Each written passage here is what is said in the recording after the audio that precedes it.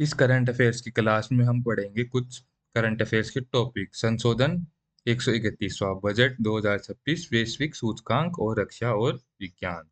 तो सबसे हम पहले पढ़ेंगे 131वां संशोधन। इससे हम क्या करेंगे, जो लोकसभा की सीटें हैं उनको बढ़ाई जाएगी, 550 से 850 सीटें करी जाएगी। और जो महिलाओं का जो आरक्षण है रुका हुआ है 2023 अधिनियम के तहत उन्हें जो आरक्षण मिला है 33%, वो भी लागू होगा परिसीमन के बाद।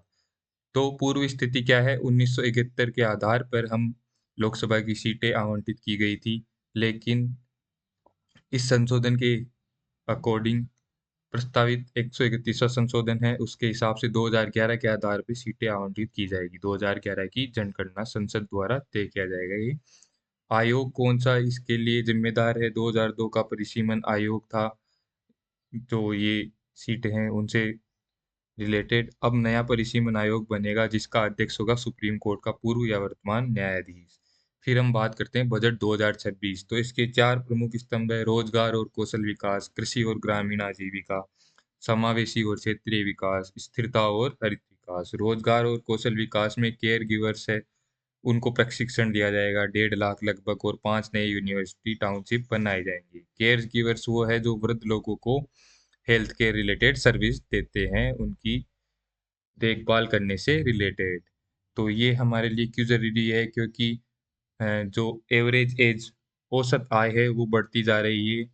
अभी 29 है, उससे बढ़ के ये धीरे धीरे 2049 तक वृद्ध लोगों की जनसंख्या बढ़ जाएगी, तो हमें केयर गिवर्स की आवश्यकता पड़ने वाली है आने वाले भविष्य में। दूसरा, कृषि और ग्रामीण आजीविका से रिलेटेड बजट में क्या था, बजट में था कि भाई हाई वैल्यू फसल को समर्थन दिया जाए, जैसे कोको, काजू।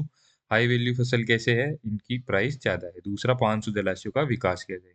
समावेशी और क्षेत्रीय विकास से रिलेटेड क्या है कि हाँ, टियर 1 जो है दिल्ली, कोलकाता, बॉम्बे, चेन्नई, बड़े बड़े शहर, उनका विकास हो चुका है, लेकिन हमें समावेशिता लानी है, इंक्लूसिविटी लानी है। टियर 2 और टियर 3 शहरों और पूर्वी भारत के शहरों पर भी फोकस करना है।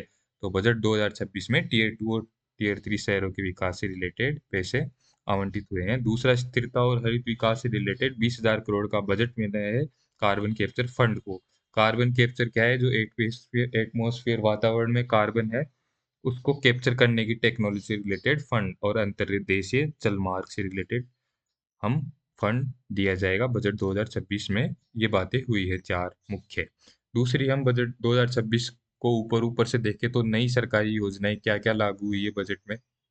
कृषि एवं बुनियादी ढांचा से रिलेटेड क्या क्या सरकारी योजनाएं: भारत विस्तार, सिटी इकोनॉमिक रीजन्स, और भव्य योजना। भारत विस्तार है वो किसानों के लिए बहुभाषी एआई आधारित एडवाइजरी प्लेटफॉर्म है।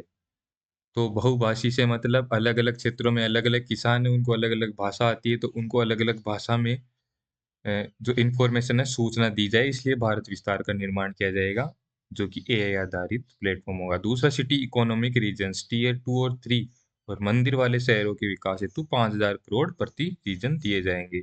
भव्य योजना में 100 औद्योगिक पार्कों का विकास किया जाएगा जिसके लिए 33,660 करोड़ दिए जाएंगे। औद्योगिक पार्कों का विकास होगा जहाँ पे औद्योगिक पार्क क्या होता है, जहाँ पे सभी सुविधाएं उद्योग से रिलेटेड एक जगह हो, सारी स्टेजेस जो होती है प्रोडक्शन से लेके हमारा ट्रांसपोर्टेशन तक सारी सुविधाएं एक ही जगह उपलब्ध हो, उसको औद्योगिक पार्क बोलते हैं। तो इससे जो रिलेटेड योजना है वो भव्य योजना है। दूसरा, सामाजिक एवं कौशल से, कौशल में क्या नई योजना है, तो सामाजिक एवं कौशल में दिव्यांग के लिए कौशल योजना है। आईटी और हॉस्पिटलिटी में दिव्यांगजनों के लिए विशेष कौशल प्रशिक्षण। सी मार्ट्स जो महिला नेतृत्व ग्रामीण उद्यम है उनके लिए सामुदायिक रिटेल आउटलेट है, जैसे डी मार्ट होता है जहाँ पे हम चीजें खरीद के लाते हैं, वैसे ही सी मार्ट होगा जहाँ पे एक रिटेल आउटलेट बनाया जाएगा उन ग्रामीण स्थानों पे जहाँ पे ग्रामीण उद्योगों का नेतृत्व महिलाएं करती हैं। तो महिलाओं का एक सी मार्ट होगा जहाँ पे वो चीजें बेच सकेगी। दिल्ली लखपति बिटिया योजना, बालिकाओं के आर्थिक सशक्तिकरण हेतु पहले, जिसमें पैसे दिए जाएंगे बालिकाओं को। केयर गिवर ट्रेनिंग, स्वास्थ्य एवं पर्यटन में हम बात कर चुके हैं, हेल्थ केयर वर्कर्स का कौशल विकास किया जाएगा 1.5 लाख। टूरिस्ट गाइड अपस्किलिंग की जाएगी, 20 प्रतिष्ठित स्थल जो होंगे उन पे 10,000 गाइड का प्रशिक्षण किया जाएगा। फिर हम बात करते हैं कि भारत की वैश्विक स्थिति 2026 में पावर और इकोनॉमी डैशबोर्ड पे क्या है। तो हुरून ग्लोबल रिच लिस्ट जो सबसे अमीर लोगों की एक लिस्ट बनाता है कि कौन से देश में कितने अरबपति है, उसमें हमारा स्थान तीसरा है। चीन में सबसे ज्यादा अरबपति लोग हैं। दूसरा global fire power index America का सबसे ज्यादा फर्स्ट नंबर का इसमें स्थान है, और भारत है जो चौथे नंबर पे है फायर पावर में। फायर पावर, फायर करने की पावर, सीधी सी बात है। जिसके बाद ज्यादा आर्म्स होंगे, ज्यादा अम्यूनिशन होगा, ज्यादा मिसाइल्स होगी, वो इसमें टॉप पे रहेगा। दूसरा ग्लोबल इनोवेशन इंडेक्स में नंबर वन है स्विट्जरलैंड, हमारा स्थान है 39, 39वां। Global financial centres index GIFT City का 43वां स्थान है, नंबर वन है New York. Global unicorn index 67 unicorns. Unicorns वो स्टार्टअप्स होते हैं जो कि जल्दी ग्रो कर गए हैं। तो नंबर वन अमेरिका, और हमारे यूनिकॉर्न कितने हैं? 67 यूनिकॉर्न है, और हमारा स्थान है तीसरा। Business investment confidence D and B report में फर्स्ट स्थान आया है भारत का। हेनले पासपोर्ट इंडेक्स, पासपोर्ट से रिलेटेड एक इंडेक्स है कि किसका पासपोर्ट मजबूत है, तो हमारा 80 नंबर आया है। फ्रांस और सिंगापुर का दुनिया भर में सबसे मजबूत पासपोर्ट है, इनका स्थान नंबर वन है। दूसरा ग्लोबल पीस इंडेक्स में 127वां नंबर है भारत का, नंबर वन है। आइसलैंड वर्ल्ड हैप्पीनेस इंडेक्स या रिपोर्ट में 118 नंबर है भारत का, नंबर वन है फिनलैंड।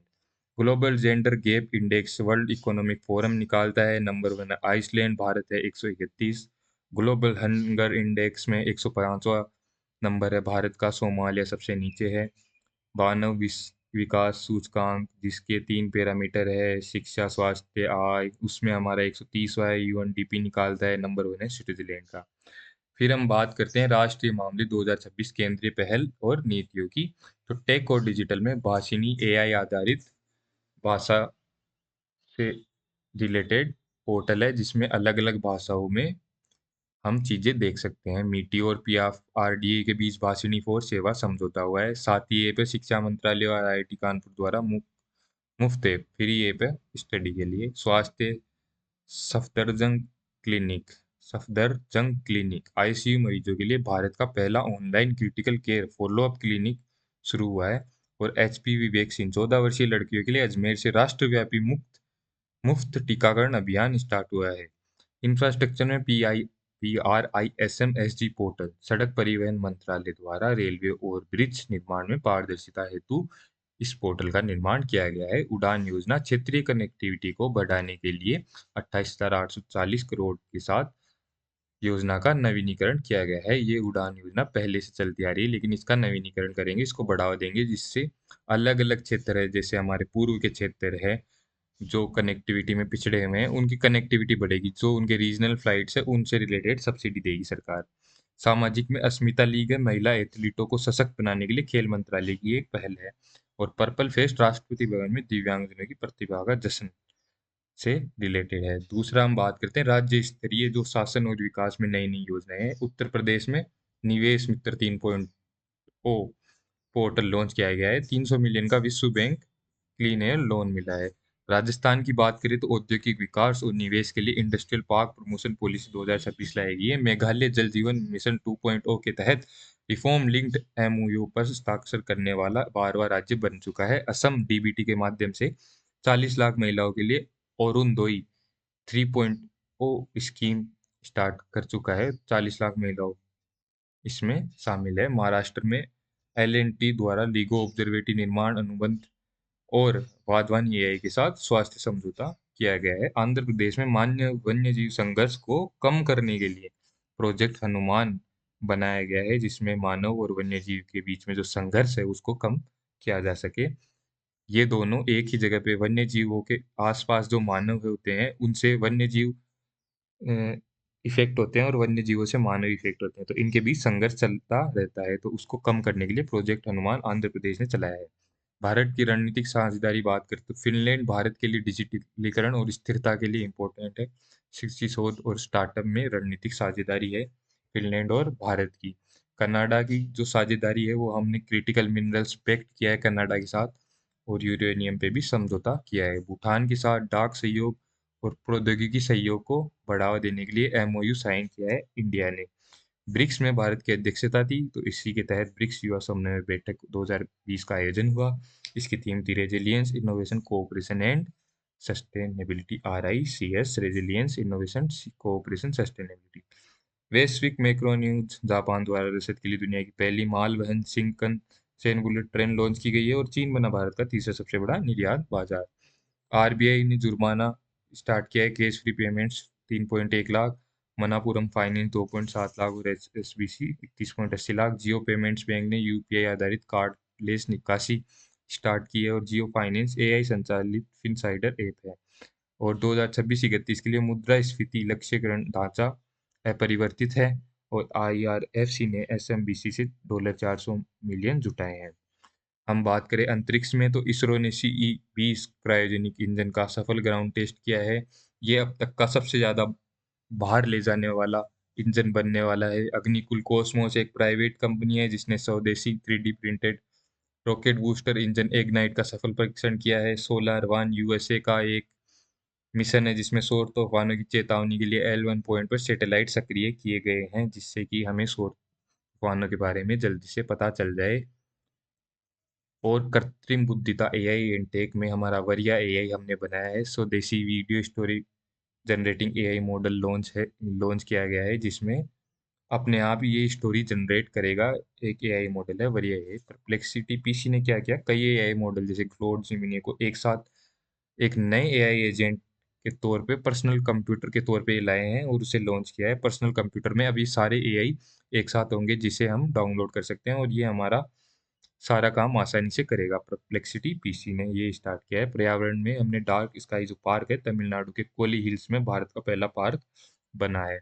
और येलो स्टोन में 6 साल बाद दुनिया की सबसे बड़े अम्लीय गीजर का विस्फोट हुआ है। येलो स्टोन यूएसए में सबसे बड़ा अम्लीय गीजर। गीजर क्या होता है? एक जैसे फव्वारे टाइप में होता है गीजर, फव्वारे टाइप में। तो ये अम्लीय गीजर है, दुनिया का सबसे बड़ा। इसका विस्फोट हो गया है येलोस्टोन में 6 साल बाद।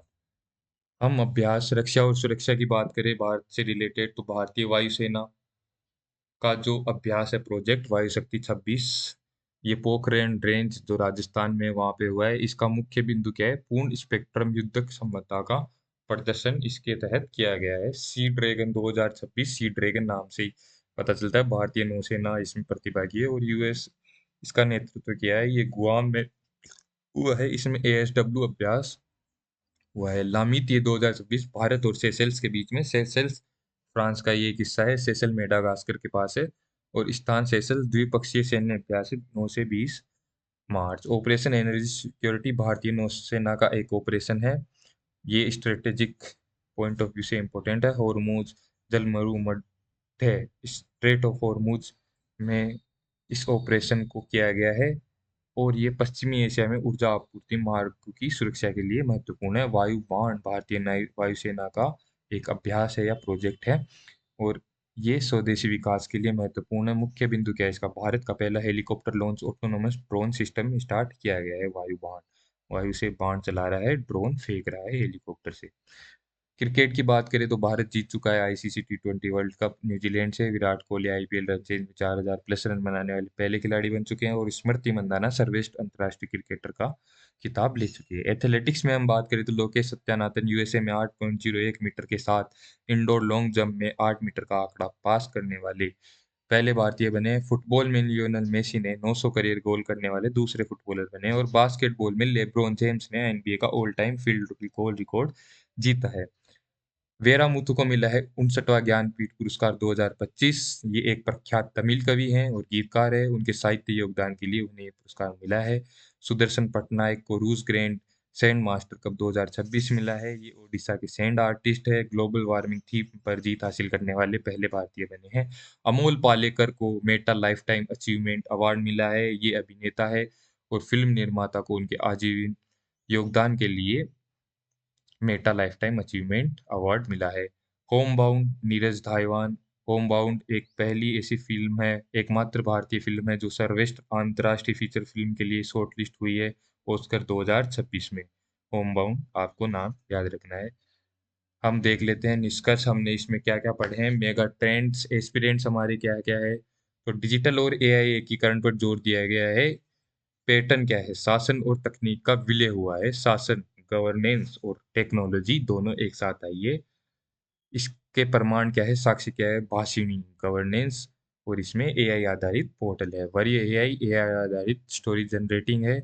और PRISM-SG है, परप्लेक्सिटी PC है, साथी ऐप है। ये सब हम उदाहरण देख सकते हैं कि शासन में एआई का कितना रोल बढ़ता जा रहा है डिजिटलाइजेशन में, और एआई एकीकरण होता जा रहा है शासन से रिलेटेड जो योजनाएं हैं, जो पोर्टल है उनमें। राजनीतिक रणनीतिक स्वायत्ता, ऑटोनोमिक स्ट्रेटेजिक ऑटोनोमी, मतलब जो ये युद्ध का माहौल बन रखा है चारों तरफ, तो उससे रिलेटेड अब हम लिबरलाइजेशन पे, जो उदारीकरण है उस पे इतना आधारित नहीं हो सकते, बड़े बड़े ग्रुप्स पे आधारित नहीं हो सकते।